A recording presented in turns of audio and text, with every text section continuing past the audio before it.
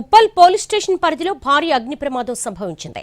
ఉప్పల్ బగాయత్లోని ఓ పరుపుల షాపులో ఒక్కసారిగా మంటలు చెలరేగాయి. ఈ ప్రమాదంలో దాదాపు 25 లక్షల ఆస్తి నష్టం జరిగినట్లుగా అంచనా వేస్తున్నారు. ఫైర్ సిబ్బంది సకాలంలో స్పందించి మంటలను అదుపులోకి తీసుకొచ్చారు. ఎలాంటి ప్రాణ నష్టం జరగకపోవడంతో అందరూ ఊపిరి పీల్చుకున్నారు.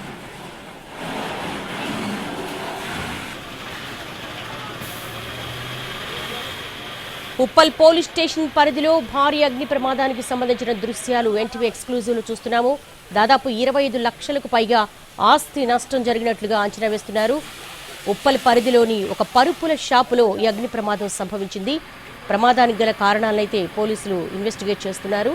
షార్ట్ సర్క్యూట్ కారణమా లేకపోతే ఉద్దేశపూర్వకంగా ఎవరైనా ఇన్సూరెన్స్ కోసం ఇలా చేశారా అన్న దిశగా ఇన్వెస్టిగేషన్ అయితే కొనసాగుతోంది.